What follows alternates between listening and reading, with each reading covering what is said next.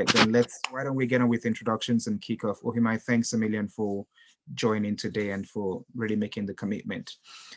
For the benefit of everyone else, I I read about Ohimai before I met him for the first time in 2005. I walked past a press board actually at the University of Ibadan, Nigeria, and I saw this really long handwriting, right? I saw this article that was posted on the board, and handwriting was so distinct, and I saw the press name that he'd used in writing the article. And when I read that article, I thought, I'd love to meet this guy. I'd love to, to get connected. And long story short, we got connected through the Union of Campus Journalists at the University of Ibadan. Ohimai was 2 years ahead of me at the university, and we were both in the press. I obviously was more protege before I got the chance to take on leadership roles myself. And his career so far has been highly inspirational, done many of the things that some of us would dream about. And I'm super impressed that as we have taken on the fellowship, and I'll bring a bit more context into the fellowship in a minute, as we've taken on this journey, we're able to look through or to look to other people who have kicked off the way we are hoping to kick off as we're thinking about public sector leadership and thinking about the roles that we might play in the future. It's exciting to be able to look at people who have kicked off their career while still very young in the public sector, and to bring those experiences to bear on the session that we're having. Ohimai, we kicked off Future Africa in 2016 with the intention of creating spaces for young Africans to not just criticize the public sector because it's worthy of criticism almost all the time, but to think about how they can productively engage with the sector. We've got a 3-stage model. Firstly, creating space to, explore the topics and improve our knowledge. We often say that you can't change what you don't understand. And very often we criticize because we don't even have enough understanding, but we just don't like what we see. So the first stage for us is to create space for exploration of the issues, ensuring that we are as versed as we can be in the topics that we're trying to, spaces in which we're trying to have impact. And then from there, we want to get into innovation. We want to begin to think about how things can be done differently. We believe that the understanding that we have can lead us into imagining how things can be done differently. And then from there, we want to get into the space of engagement. How do we actually make a tangible difference? How do we take steps? How do we get involved in public offices? How do we engage as citizens? How do we, bring ourselves to spaces where our knowledge helps us to make a tangible difference practically?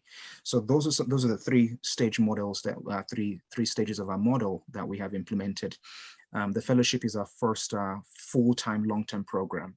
And we kicked off in March of this year. We are now done with the first 2 months of the fellowship, and the participants are drawn from 10 African countries, and we've spent time investing in a few topics. The first 2 months of the fellowship have been themed around elections and democratic governance. And we thought this was actually a good rest point to bring together all the topics that we've discussed and the back and forth debates that we've engaged in, and to just hear perspectives from someone who's been in that space. And so we envision the forum itself as a space where we can have this kind of conversation, a space for like hearing from experts, people who are working on that journey, people who are engaging with African development from the point of research or from the point of practical engagement. We want to use this to create broad awareness about the challenges of development on the continent and to create space to explore those opportunities. That's the space in which we are today. And again, once again, thank you very much for participating. Everyone has had a chance to read your bio.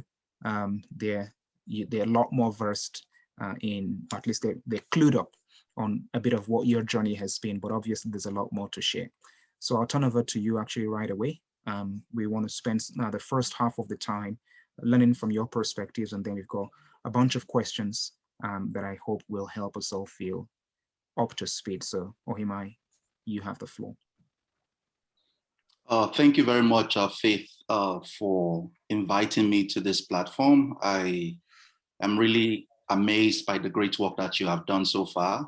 I've seen you talk about the Future Africa Forum, but I never quite understood the dynamics and the details of what you have been doing. This is really commendable. This is wonderful. Trying to develop the capacity of people who would shape the future of Africa politically and in governance is something that we really need at this time. Thanks for the great work. Having said that, actually, when I got your invitation, I wasn't really sure that I was qualified to have this engagement because I'm neither a politician nor a political expert, and neither am I a government official. So much of what I intend to do this morning actually is also listen to people in this room, because I can see people from different parts of Africa. There's an amazing wealth of knowledge that we have in this room this morning, today. And I'm eager and curious to also hear during our interactive session from everyone what they think and what their perspectives have been from their various countries where they come from. But to kickstart the conversation, I would just like to set the stage for some sort of introspection about the political realities in Africa today as a continent in terms of democracy, democratization, and democratic consolidation. I'll just permit me to share my slides. It appears I can't share my screen with you, Faith. It says that the host has disabled participant screen sharing. Let's see if I can change that. You should be able to share. I think probably you should make me a co-host. Yeah, let's just do that actually. I'll just switch over the host to you actually. So why don't you go?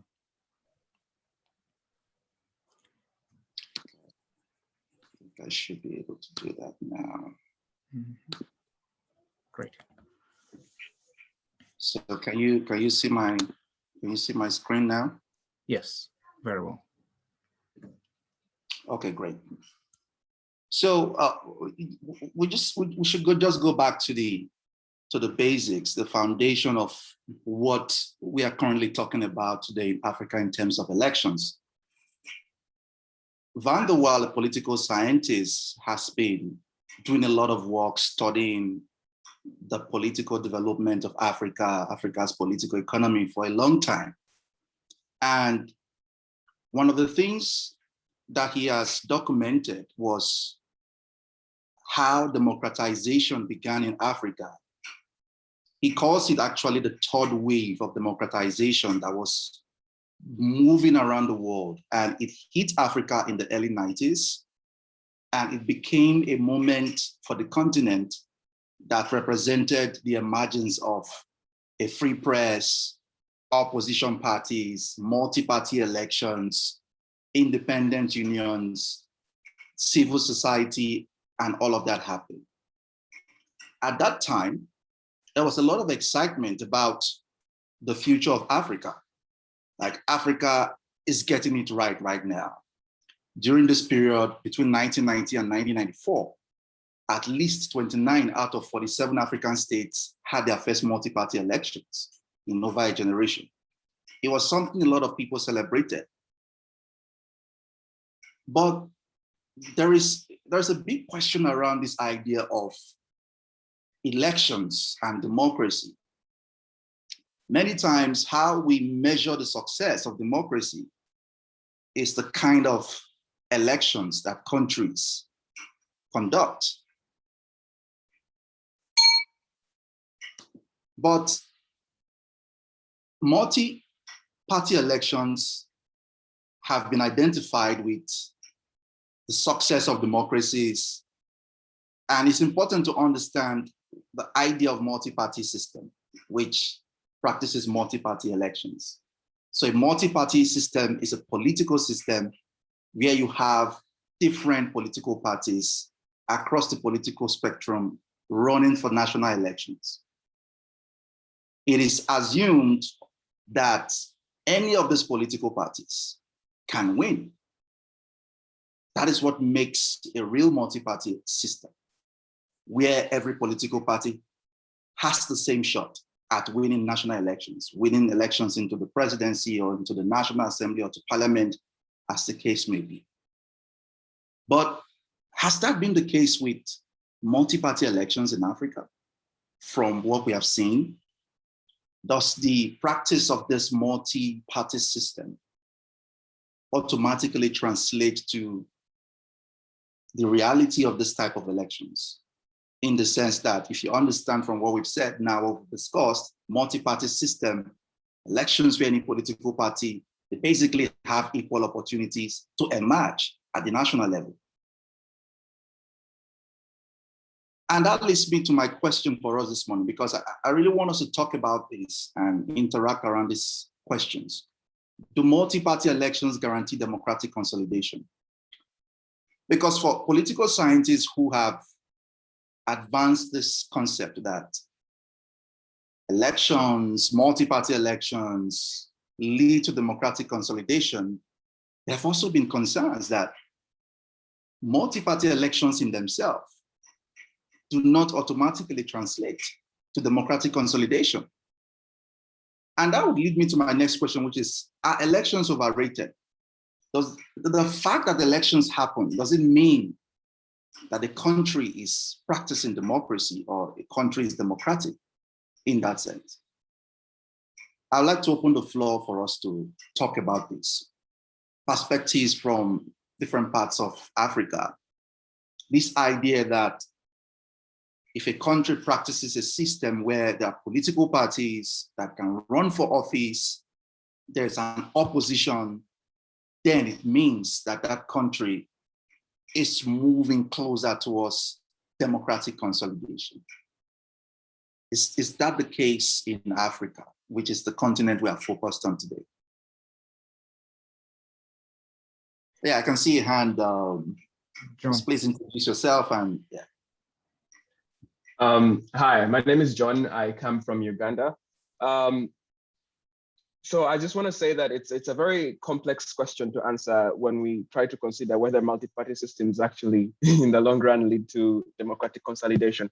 But I think what I would say, at least from the face value, is that it's in between, because I think that the fact that there are multi-party systems, that means that these systems are largely polarized in a way that they're not working together, and they don't like each other. And we have seen that because of the existence of multi-party systems, one party wins an election and then the other party disputes the election, and then there is a lot of chaos around that, which ultimately leads to abuse of the democratic values which the country is looking to achieve.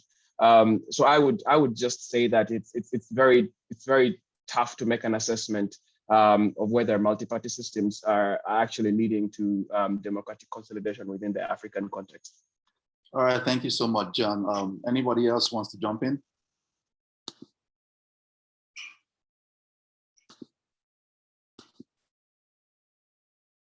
You can just unmute yourself, and because I can't possibly see everyone in the chat room. I can see a hand. Yande. Yeah, please go ahead. I think based on what we have seen over the past years, from the time we were able to have multi-party systems where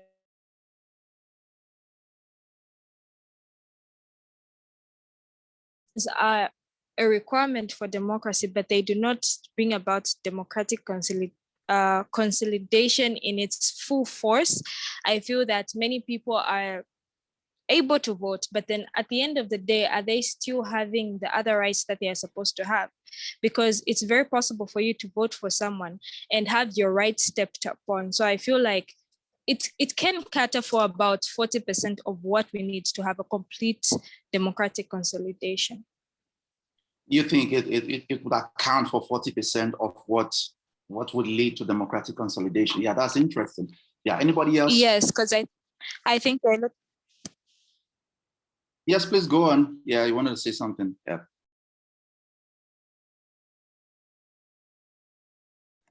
Yande, why don't you finish your point?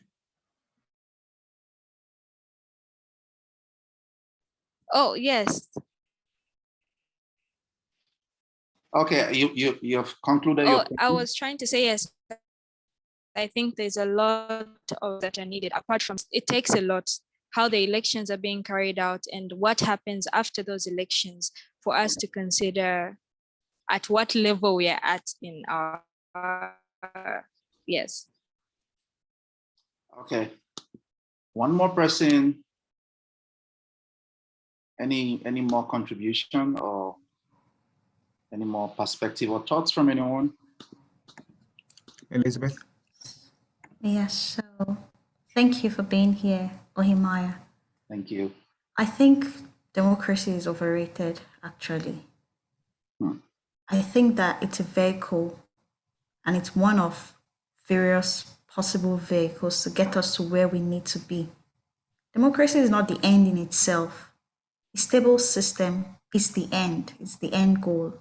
Stability, where the rule of law and the aspirations of the human being in that space can be met. So I think the problem is not if election is overrated, but is the very concept of democracy overrated. So that's I like the perspective from which you're bringing the conversation. And yes, democracy itself is on trial from what I get here.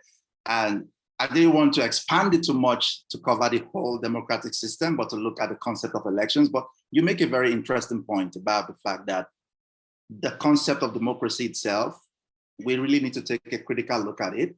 There are conversations right now, even about the United States, that is supposed to be the beacon of democracy in the world. If the US actually is practicing democracy or something that is much more advanced or completely different from democracy right now. But these are emerging conversations around this subject of democracy, elections, and stability in different parts of the world. Because we've also seen even authoritarian regimes where some of these features that we expect to be the products of democracy, where we also see them evident, so, and that will really put a big question mark on this idea of, is democracy overrated? Are elections the only means through which a society or a country can lead towards stability and economic prosperity? But let's just move on. And Andras Shedler, who's also a political scientist in the US, this was what he said about elections especially in Africa.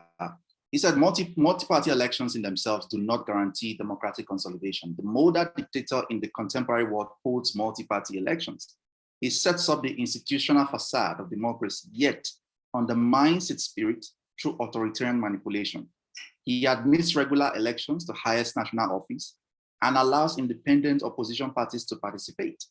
At the same time, he subjects these elections to severe and systematic manipulation through strategies such as media censorship, voter intimidation, the banning of parties or candidates, and electoral fraud.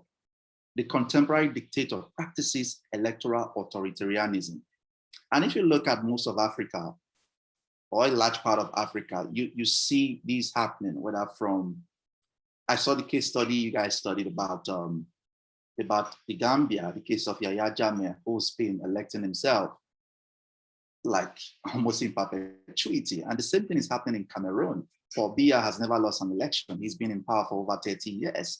There are political parties in Cameroon. They challenge him every election cycle, but it's almost impossible for anybody else, for the opposition to have a shot at the presidency, because they are in practicing a democracy. It's, as Shedler describes it, electoral authoritarianism. You see the same thing if you go to Rwanda. Mugabe, before he died, was the same thing in Zimbabwe. So, and if you look at the practices embedded in this system of democracy we practice in Africa, it makes democracy a farce. Most of the times, there is nothing democratic about the democracy we practice. And it forces us to begin to rethink this idea of democracy and elections in Africa. And that's why I asked the question earlier, are elections overrated? And as Liz try to expand the conversation, democracy itself is probably overrated because it doesn't always lead to stability, as we have seen in several instances, not just in Africa, but elsewhere in the world. But I'd like us to take a look at what I call a tale of two countries. Let's look at Ghana and Nigeria, how this has panned out over the years. Ghana is an interesting model of a country that moved from military dictatorship to much of what you would call a democracy. And for the Nigerians in this room, when I also share my perspective about what I think about Nigeria, you might have some interesting things to also say or see as well. But Ghana is really interesting. I call Ghana's elections a TikTok elections because it's like a pendulum. It swings from one point to the next. It's like an exchange of batons between athletes, competing athletes. And in a sense, it appears to me that has really contributed to some of the stability you see in Ghana today as a democracy in Africa. If you look at how it all started, from Rawlings taking power and then translating into a democratic president, you would expect, as you see in several African nations, that Rawlings should have perpetuated himself in power because he practically had everything at his disposal to do that. He was in control of the political system. But there was something interesting about Rawlings in that he embraced this path towards democracy. He allowed the democratic system to work, albeit reluctantly, but there was a lot of push from civil society, from a lot of democratic elements in Ghana and from the international community as well, who impressed it on him that he needed to let democracy work. So despite translating into a democratic president, he retired at some point and allowed elections to happen. He formed his own party. What you have today in Ghana as the NDC, which is currently the opposition party, is the party that Rawlings founded. But in the elections after he was stepping out of power, it was thrown open. It was a multi-party system, had several parties participating. But the opposition party, the party that was not the party he founded, the New Patriotic Party, won the elections and everybody allowed it to stand. Rawlings did not put his foot on the ground as the dictator that he was to say, no, the elections have to be called for my political party. His candidate lost, but the elections held and the results were upheld. That was what gave rise to the government of John Kufuor coming into power. And then after 8 years in power, elections were conducted and then the opposition won. And we saw the case of John Atta Mills coming into power from the opposition party. Now, John Atta Mills did not complete his term. He died, I think, in the 3rd year in office. And then his vice president, John Mahama, was sworn in as acting president. As president, so he completed John Atta Mills' tenure in office and then sought election for president. He won, still on the NDC platform, the National Democratic Congress, which was Rawlings' party. But then he sought re-election for himself in 2016, and he lost to the opposition, the New Patriotic Party, the NPP, which has the president in Ghana today, Nana Akufo-Addo. So if you look at what you're seeing on the screen, there's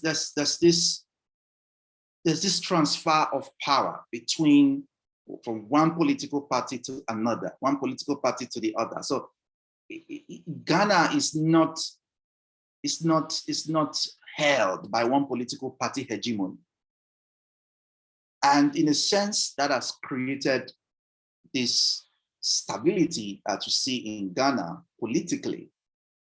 Ghana's elections do not appear like a do or die elections where one party is saying, this party has been in power for too long, anything we can do to get them out is welcome, including the use of violence, including the use of all manner of things you see that pervert what we understand as democracy itself.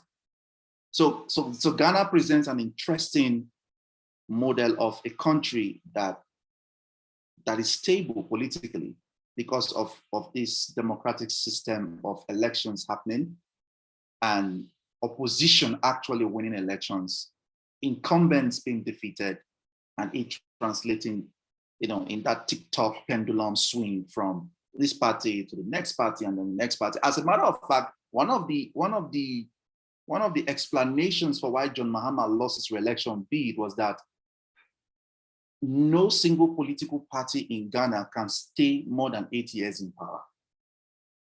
Power must shift to another political party. So John Kufuor spent 8 years in power after Rawlings.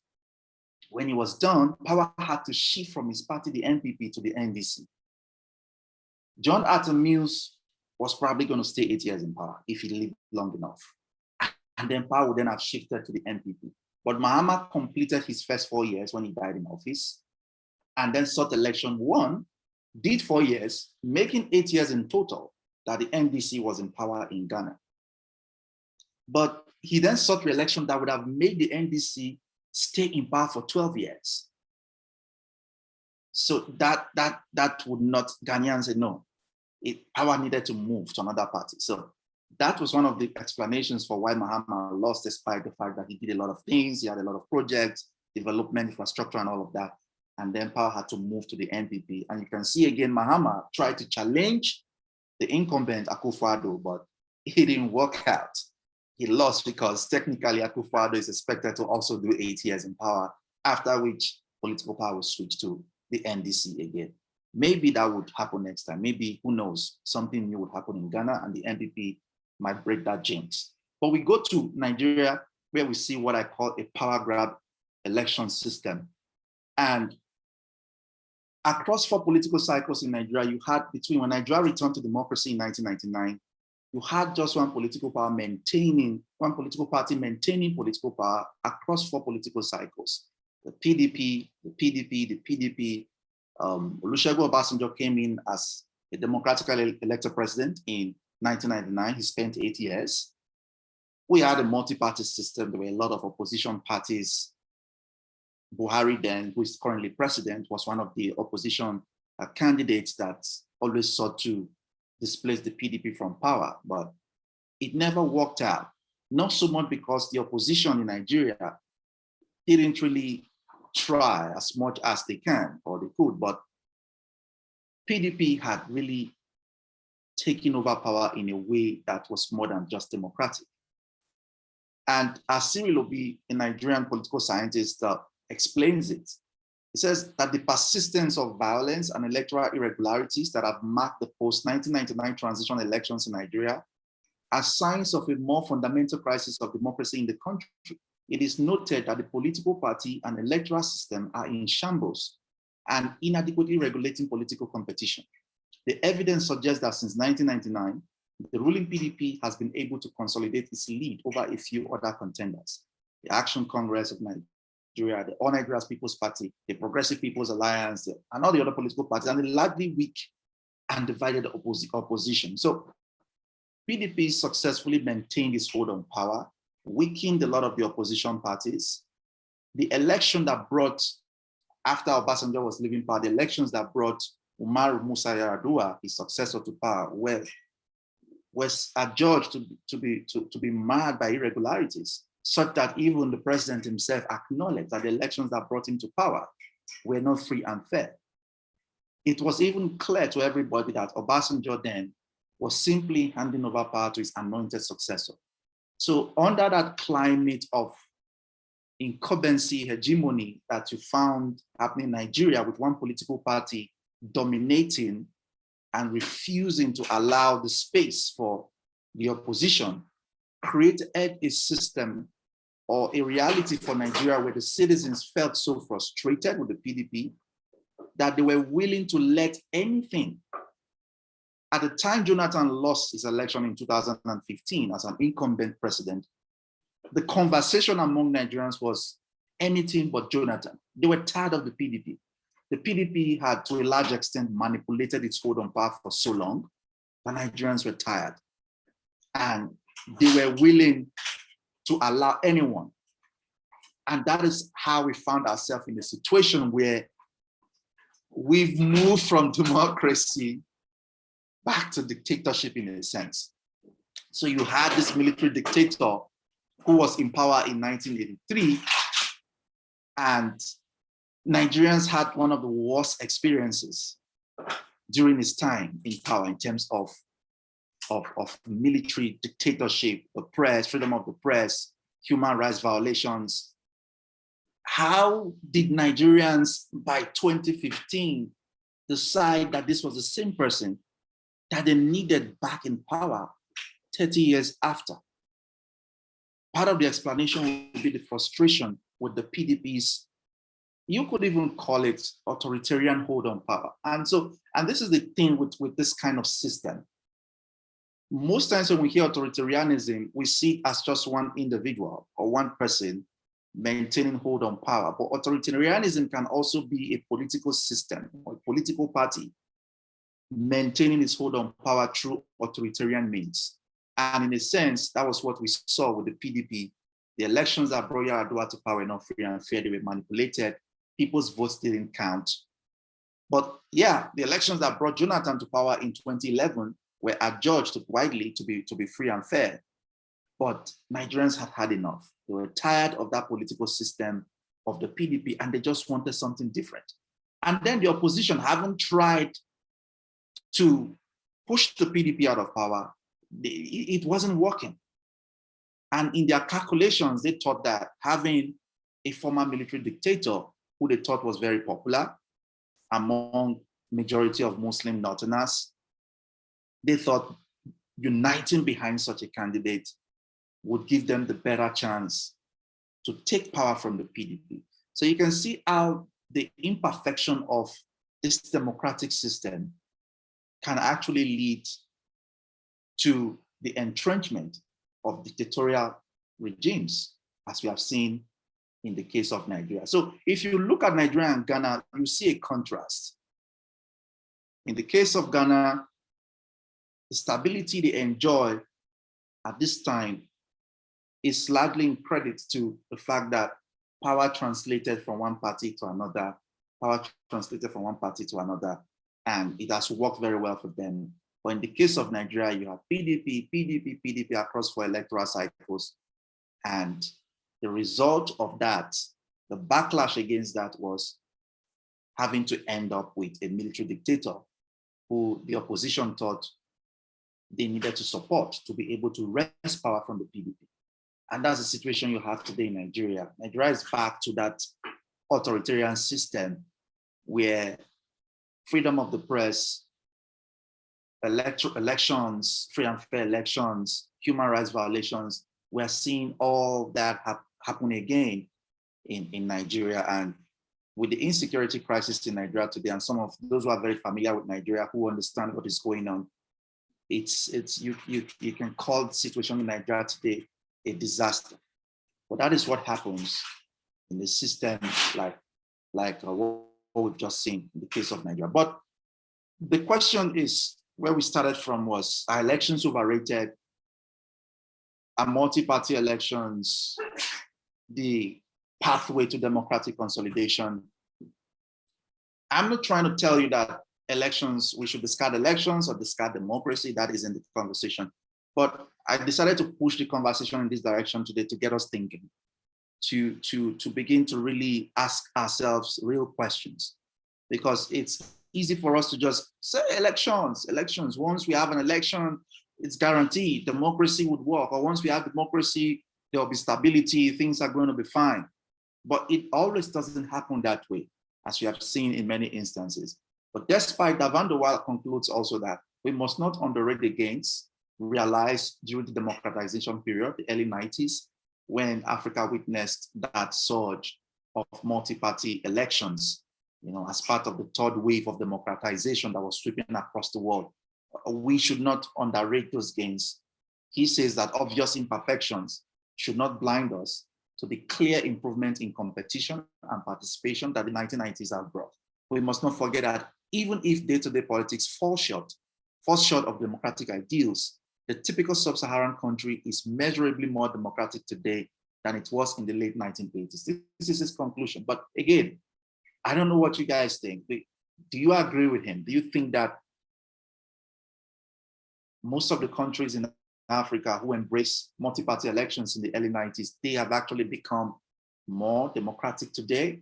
If you're a Nigerian looking at what is happening today, you might have mixed feelings about this kind of conclusion to say, hey, it doesn't really look like that's the case with Nigeria today. We seem to have undergone what you may consider democratic backsliding by electing a former military dictator through this system of multi-party elections. So at this point, I'd just like to throw the floor open for conversations and interactions, and please feel free to ask me any questions about my political background, my interest in politics, my political trajectory, the things I've done, and the presentation that I've just presented to us this morning. Fantastic. Thanks a million, Ohimai, for that great presentation. And I think it ties in so neatly with nearly everything we've discussed over the last 2 months.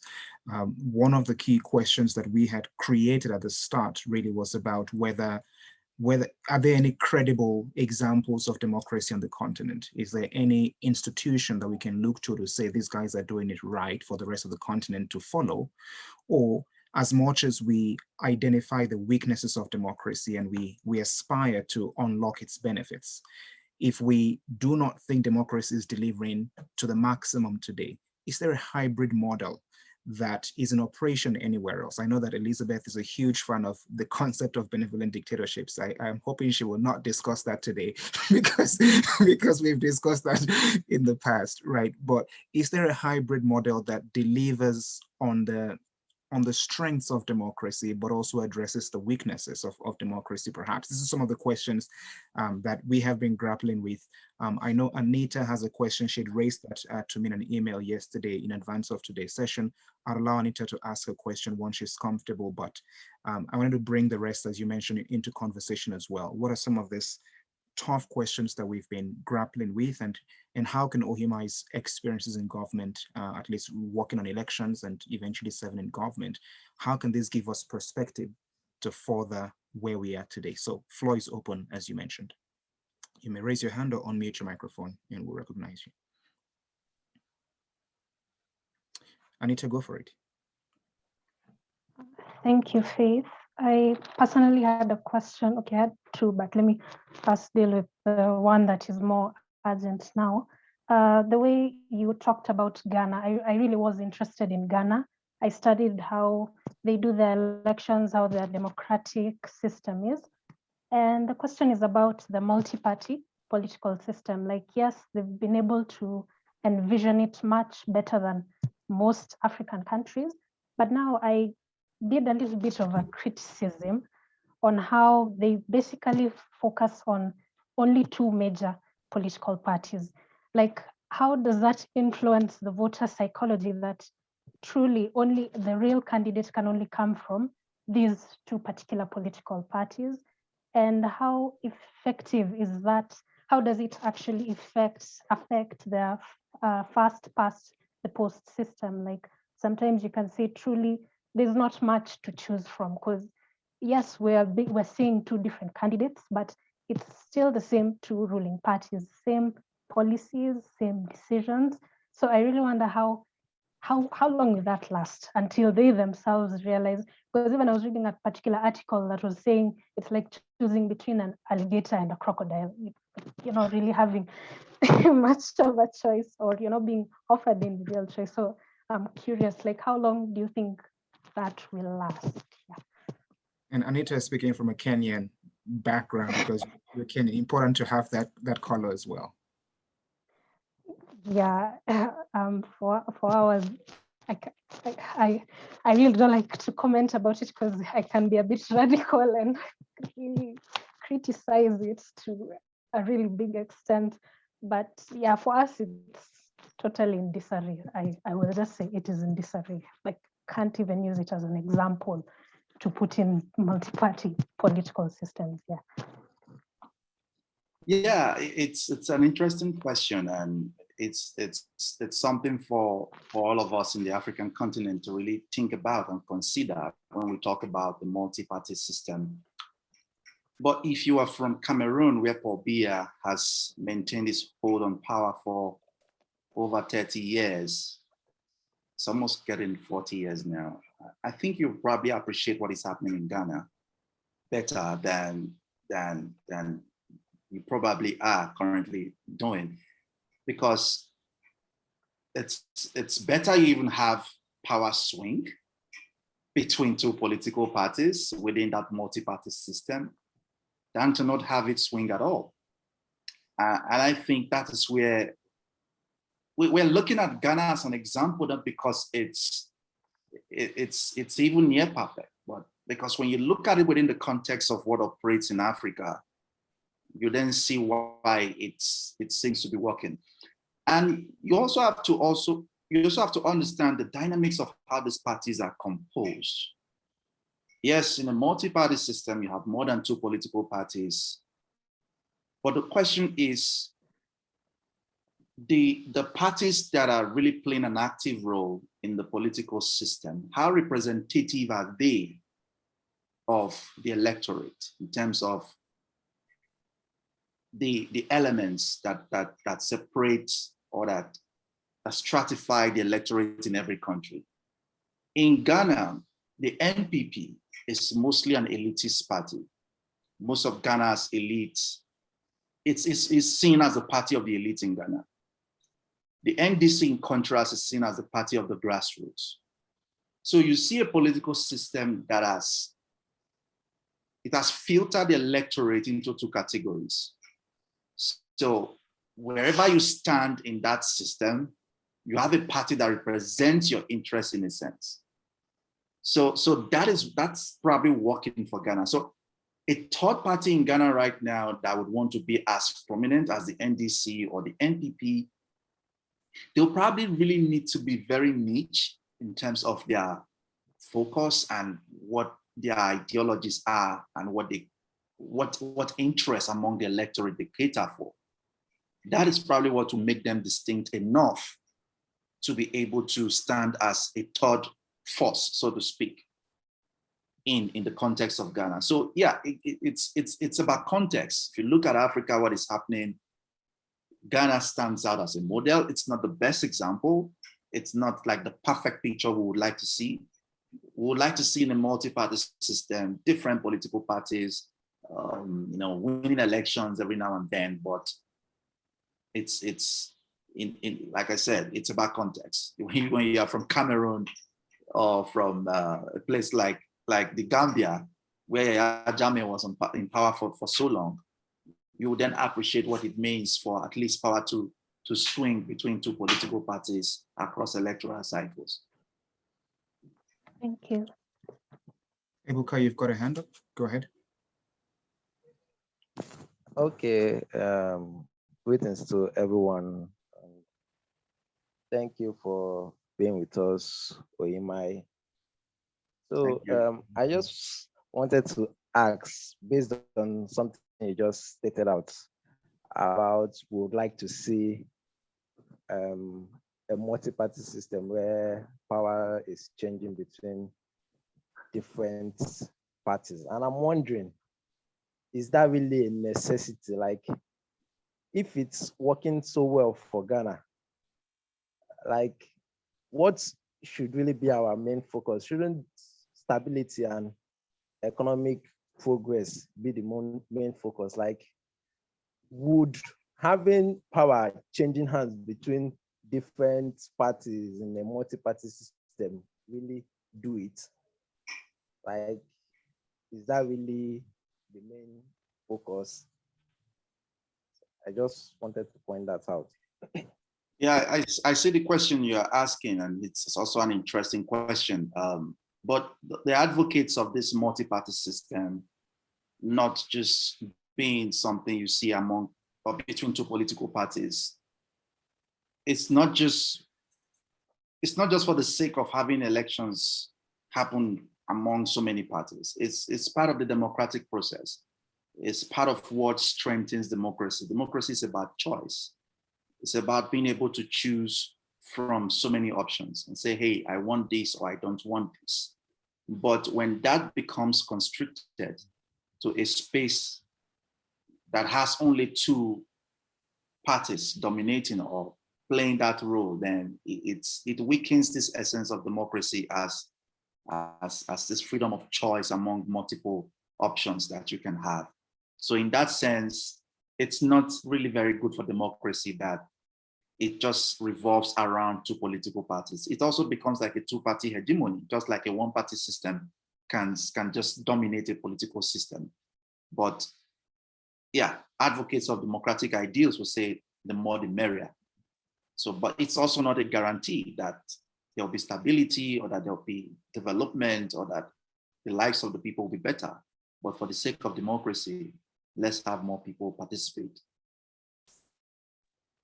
Okay, so I guess then we should start asking the question about how we want to define democracy and the ideals with which it prefers. Like, is this idea of democracy really what we need? Like, what is happening in Ghana, what you just stated in Ghana, obviously the people are making their choice. They're deciding at this point in time, we want this.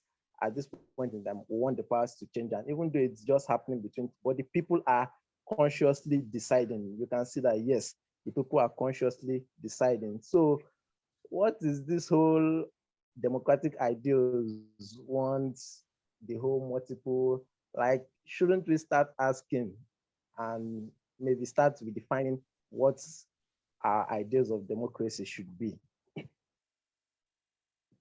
Well, it's a good question, and I'm happy that this is a question that is being asked in a room that has people who would play roles in the future of Africa's leadership and politics. It's an interesting question. I'm curious to also hear what others in the room have to say about Ebuka's question. I can see you, Ande, your hand is up. Please go ahead.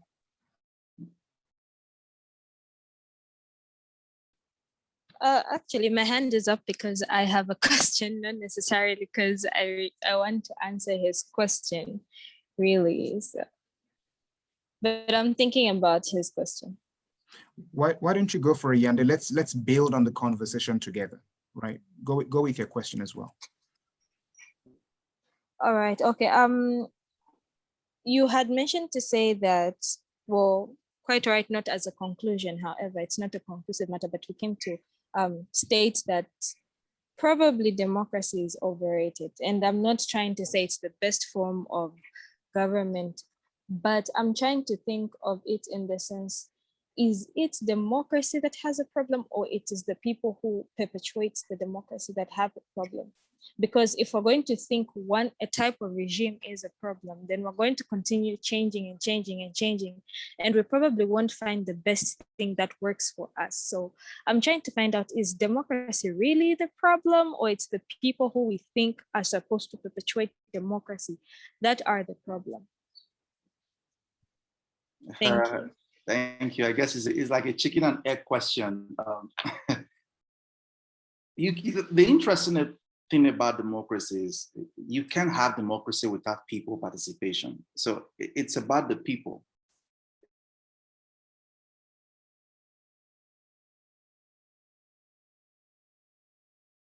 It's voting for people. People are sending to power because other people said they can get there, they can go there. So it's an interesting question. If democracy has problems, maybe it's the people that have the problem. And it goes back to the saying that the people get the leaders they deserve. So if leaders end up in power, it's because the people voted for them. That's at least the popular consensus. So does it then mean that if a democracy fails or it doesn't work, the people should take responsibility? It's an interesting question. I see Takunda, your hand is up. Please, you have the floor. Thank you. So my answer is to the previous question that do we really need democracy and multi-party systems? And my answer is, we do, for one reason that I'm going to bring onto the table, which is that we need systems that outlive the leaders that are the face of these ruling parties.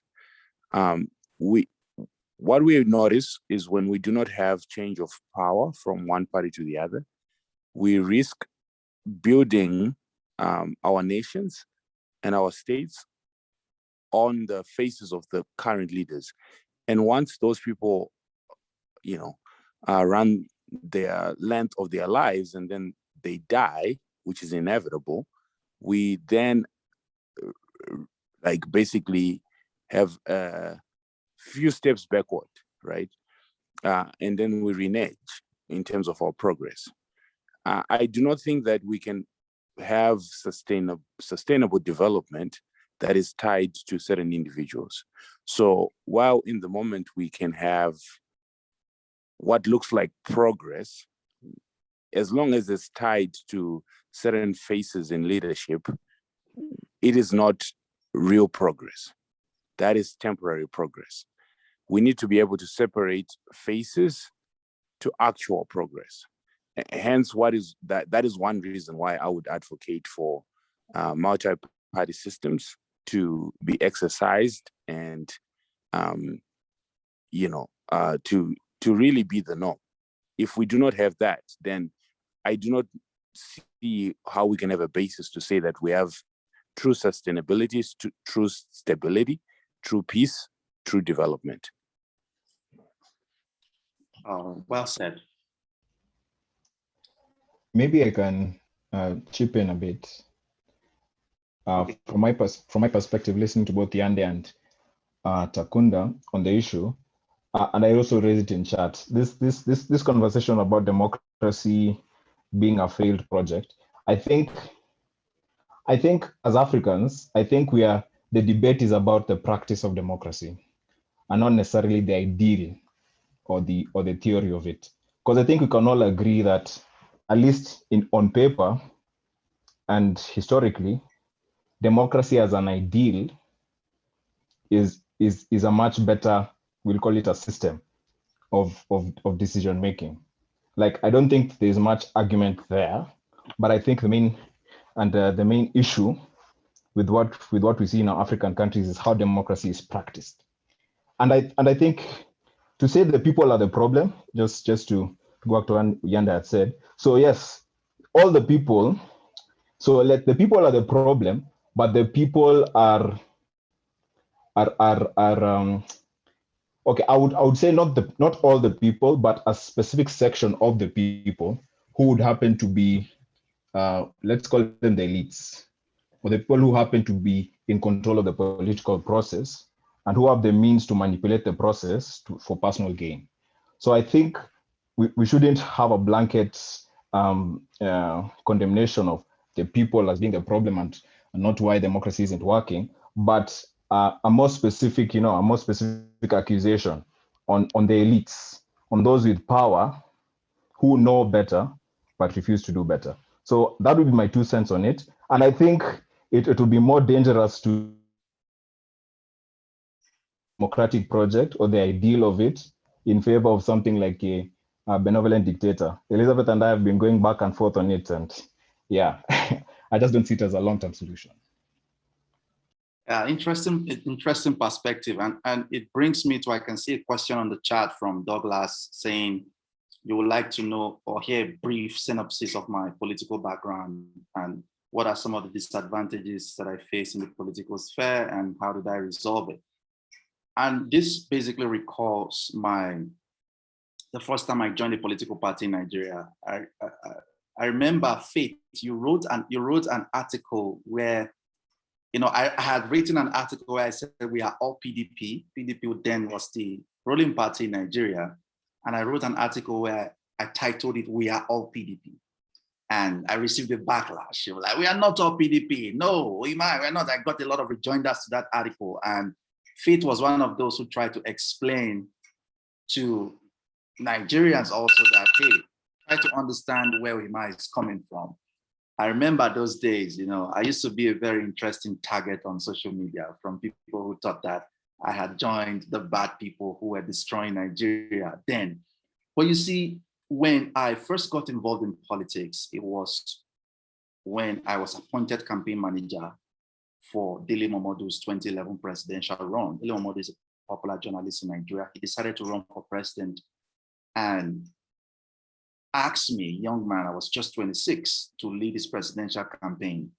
It was a huge responsibility for me. Like, I didn't see myself doing that. I asked him, why me?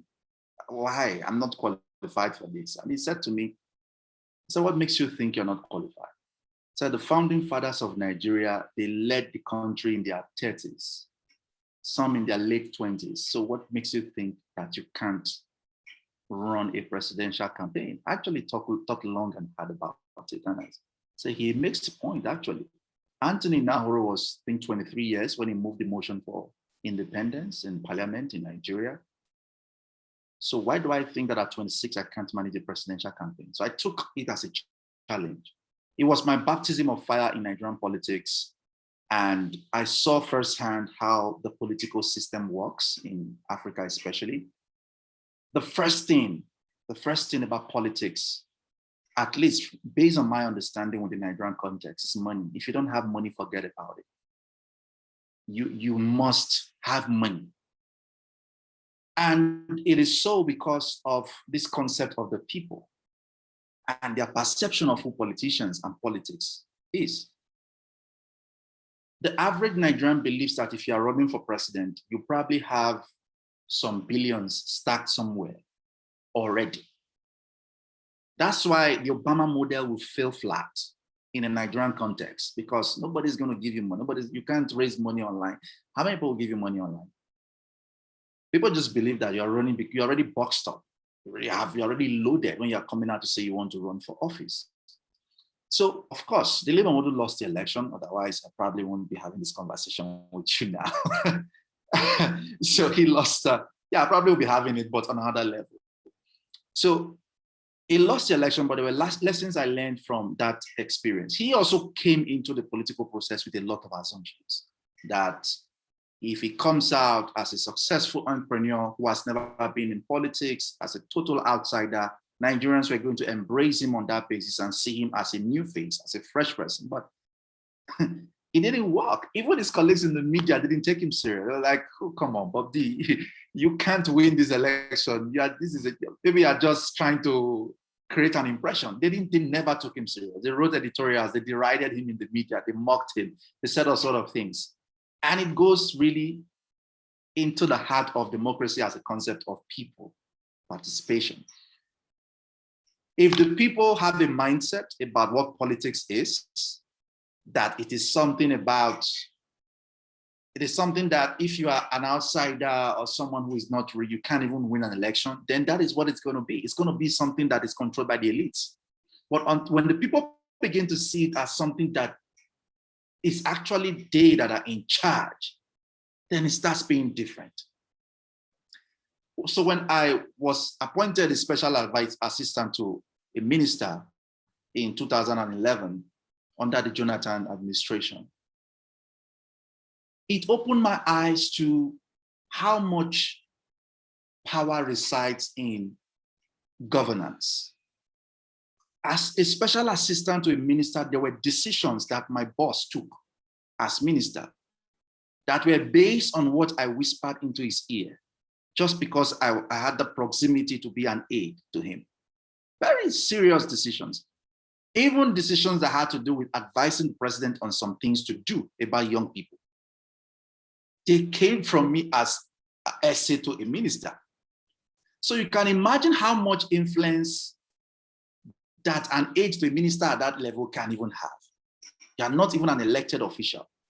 You can then imagine how much influence you can have as the governor of a state, or as the minister himself, or as the president, or even as a senator.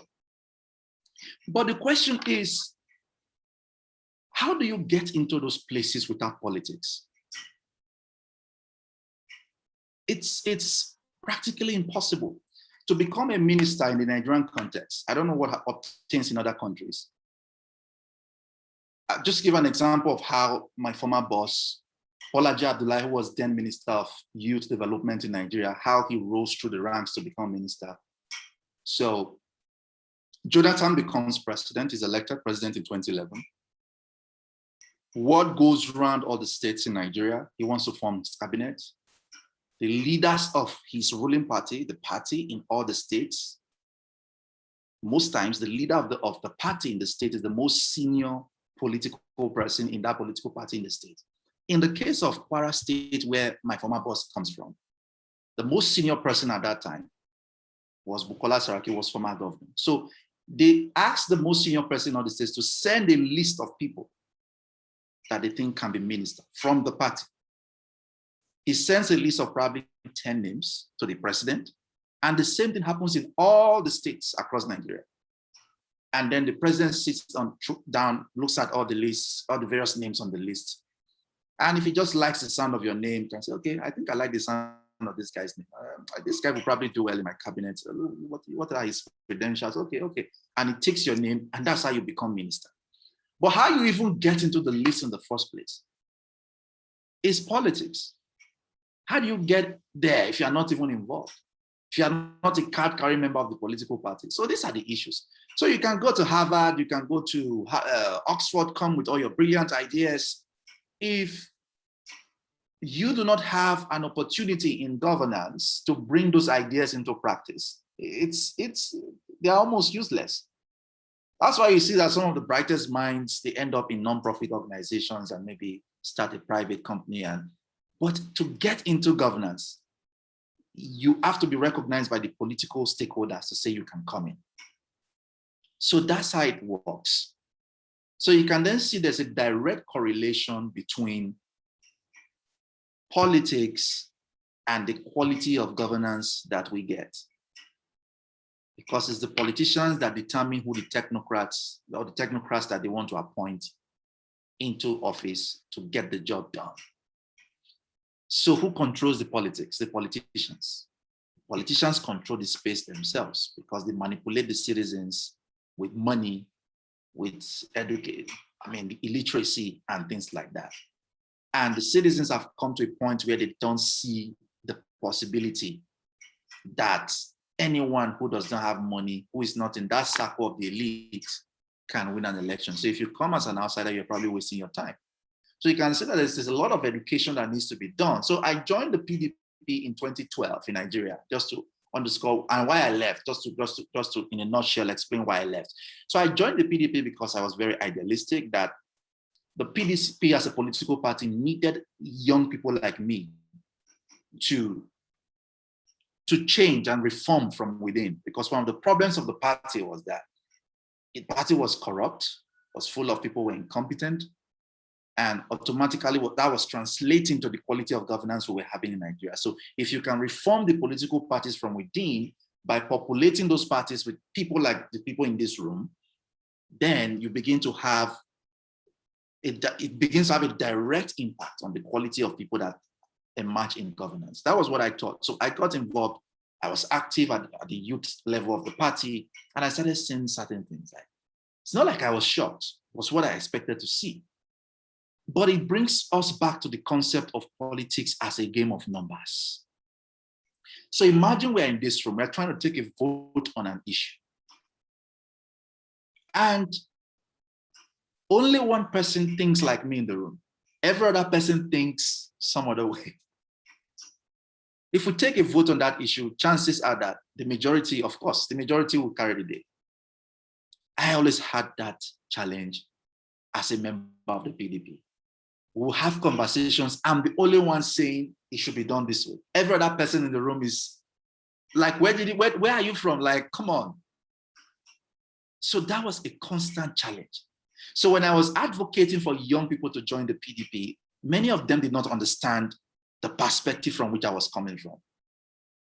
Young people need to get in mass numbers, not just a few of us, because even if a few of us get in, we'll still be drowned. Our voices will be drowned by the majority of young people who are involved, who do not see politics the way we see politics.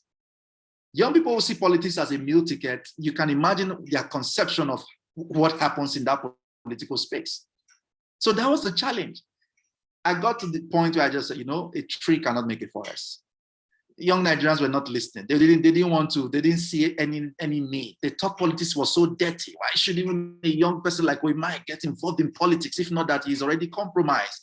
They abused me on social media. They called me all sort of names. Like, come on, like I hated my life at some point. Like, what did I come and do in politics? I left. I ran out of politics and said, you know what? I don't want to have anything to do anymore. Nigerians, deal with your problems. I know they call me Mr. Fix Nigeria, but this one, I don't think I'm going to be able to fix this. I can't do it alone, actually. Until everybody comes to the reality that this is something we all need to get involved in practically, I alone, I can't do anything. And towards the 2015 elections, I started seeing that wave of consciousness. People like Fela Durotoye, you know, towards 2019, joined the political space. And they now wanted to run for elections. Say, oh, Banky W wanted to now run for office. I say, oh, great. Now they are waking up. Now they are seeing what I always said. But I still don't think they are quite there yet. Because my idea of how to take over the political system and reform it from within is to get in at the level of the popular political parties that already have the political structure. But if you think you want to build something from scratch, it's going to be more difficult because you don't even have the resources. The masses that can give you money, they believe you already have so much money. That's why you're even coming into politics. So they won't give you. So where do you get the resources from to challenge the existing structures on ground? My strategy has always been infiltrate, get in, take over from the inside, then turn the political parties to what you want them to be. So that was a challenge that I encountered in politics. And I think until young people have this consciousness that this is how the process works, nobody just wakes up, becomes a minister, and then find themselves in a position where they can impact policy. Nobody just wakes up, becomes the governor of a state or province or whatever it is in your country. And it's a political process. You have to get involved in the politics. So that's my charge and my take on that issue. And it brings us back to the question of the people themselves, how they see politics and what their role in politics is, and why they should actually take responsibility for political outcomes. Yeah. Ohimai, this is fantastic. I recall one of the things that led me to start Future Africa was engaging with this conversation around the roles that young people like us play. And you mentioned this. Many of us get so disillusioned run to the public sector, the private, to the non-profit sector or the private sector, because it's much easier to just feel like you're doing good in a space where you are not dealing with the highest forces that any country's got to muster. But you look at the folks who are on this call, these are all people who could stay comfortably in the private sector or stay comfortably in the non-profit sector. But we don't want to run our generation to the end, run our race to the end and realize that we could have done something different and we did not, right? Because what I've said consistently on these conversations is that things don't change by themselves over time. Things only change by conscious decisions, right? If you just let a system run its course, the people who are in power today, no matter how much we hate them, their terms will come to an end at some point, whether natural causes, whether a coup happens, whether it's a military takeover, something is going to happen, they will leave power. And when they leave, there will be no vacuum. That's the key conversation that I have brought to the fellowship. There will never be a vacuum in power. Whoever fills that position would either be a highly qualified person coming through a process like this, or highly unqualified person who can force their way to the front. Right. What's just happened in Chad is an example. Chad systematically replaced a 68-year-old with a 37-year-old from the same family, such that no one else, there was no space for anyone else to infiltrate, So I'm bringing that in just to, again, to try to connect everything together because it's so clear. And in your case, when you went into governance, your belief was that young people have to infiltrate from the lowest levels and walk their way through, but you left because there weren't enough people. what advice would you give this room who probably take the first part of your advice, enter anyway, right? Enter into the political parties with structure, enter anyway, whether or not it looks like they're ready for you, that's what I'm hearing, get involved anyway. Now, when they're in the middle, experiencing the things you experience that caused you to leave, what should they do? Should they leave as well?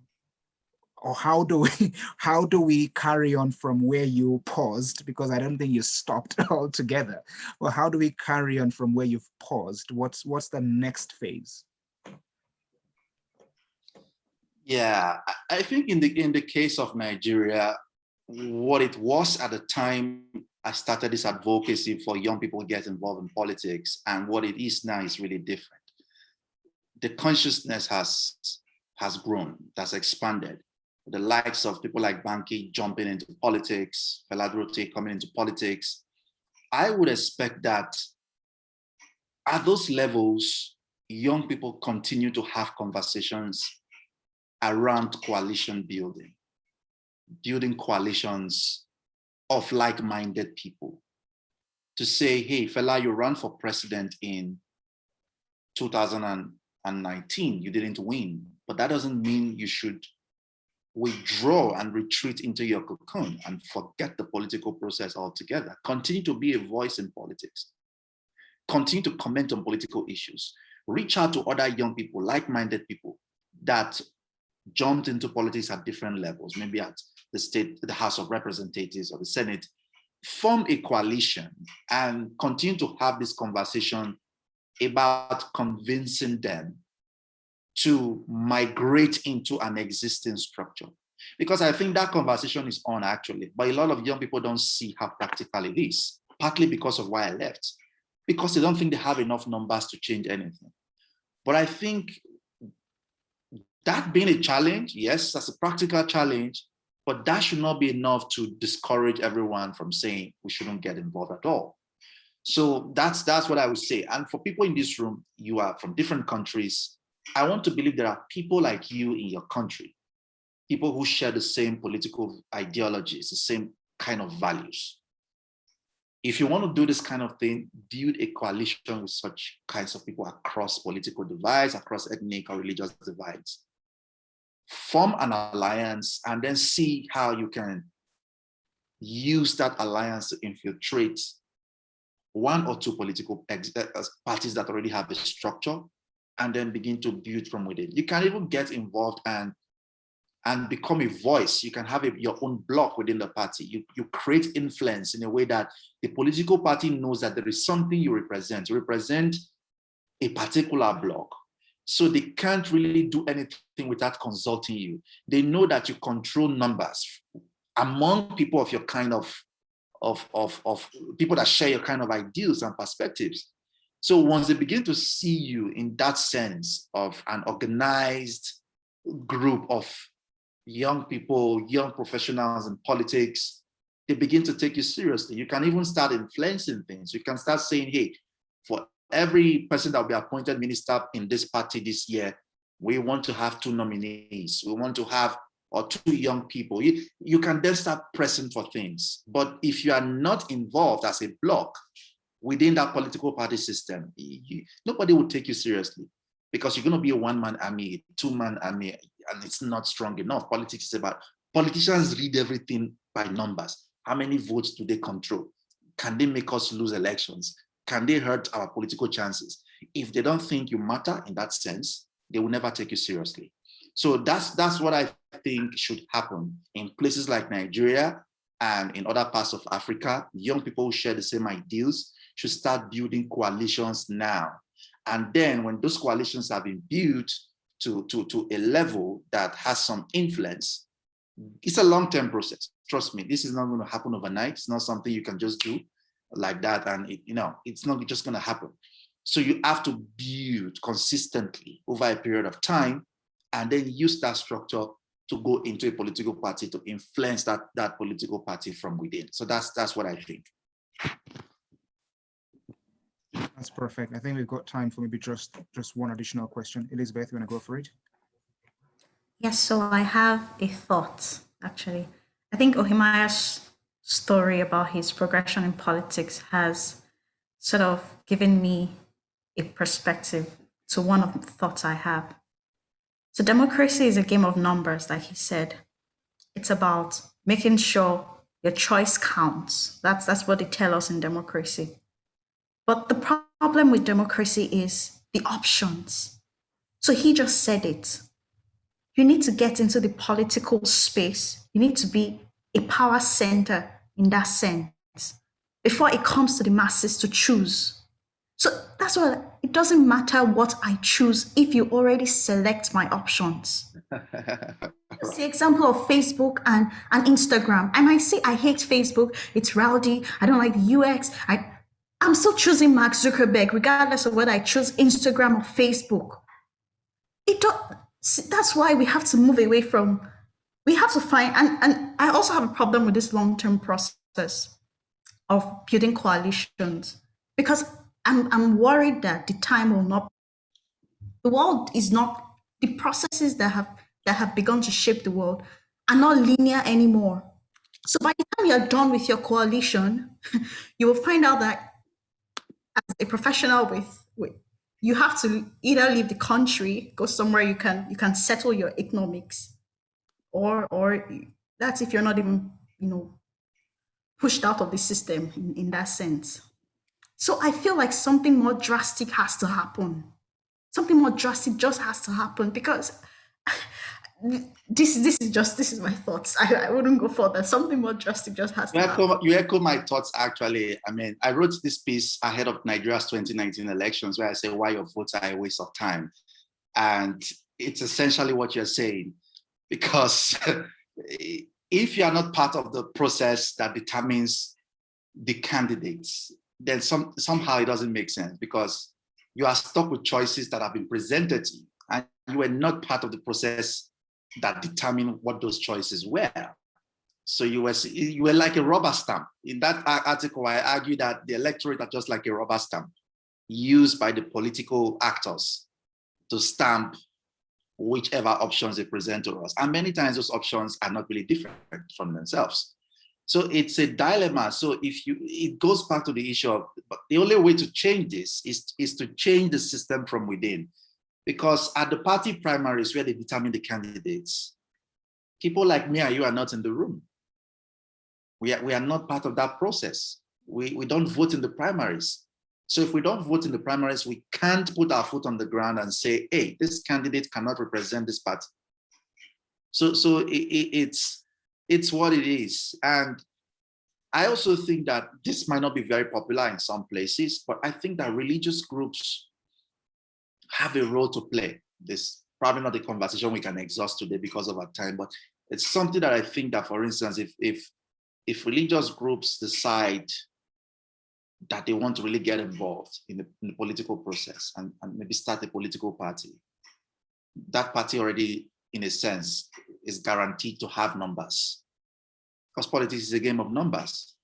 So not everybody, for instance, in that religious group might be part of that party, but that party is already operating from a place of influence because it's been founded by a group that already has allegiance from its members. And so religious leaders and groups might need to think also of how to get involved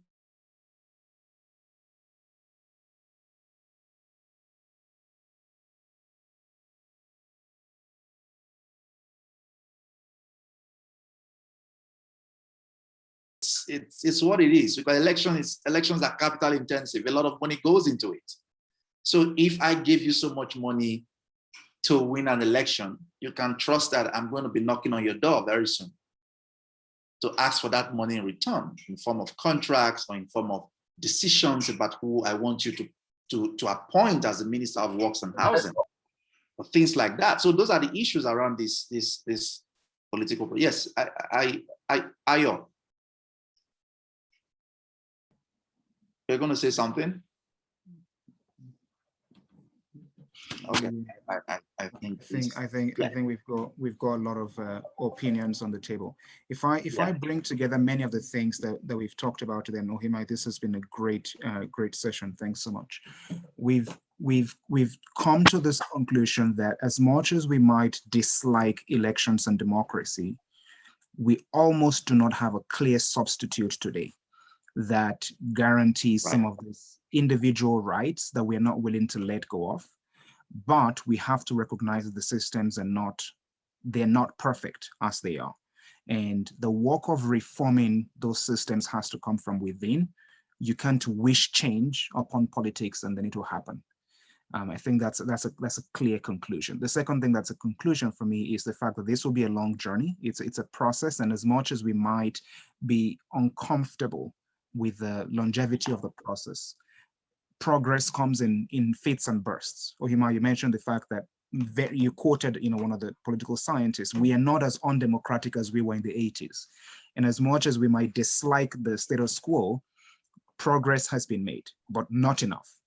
And how people like us begin to get involved beyond the conversational level would be to identify those institutions that have structure and begin to walk through them, because it's much easier to actually advance a system that's got structure than to create one and try to build the structure from scratch and hope that you can achieve the same results in limited time.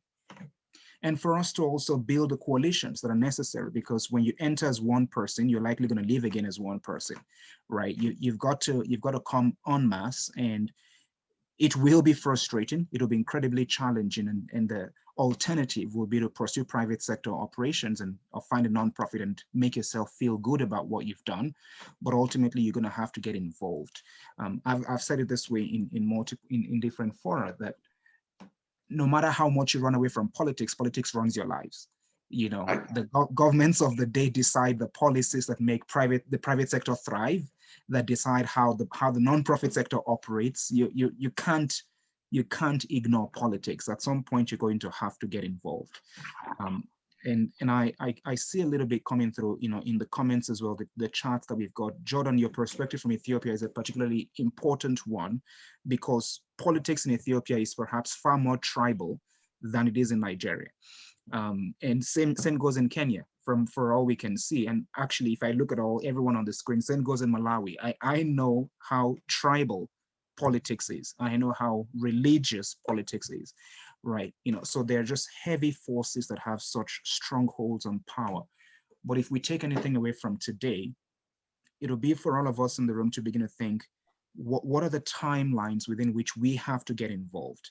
Because these systems will not change themselves. One election cycle leads to the other.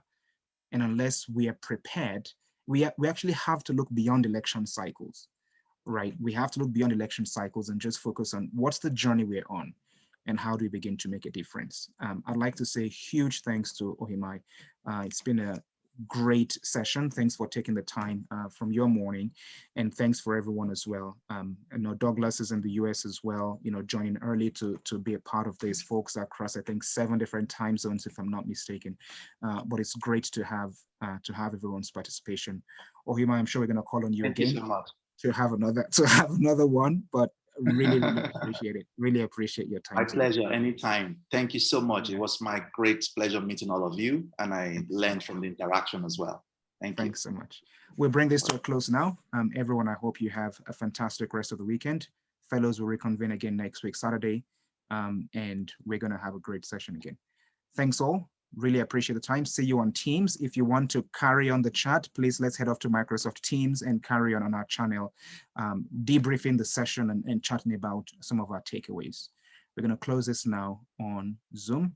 Have a fantastic rest of the day, everyone. Take care. Bye.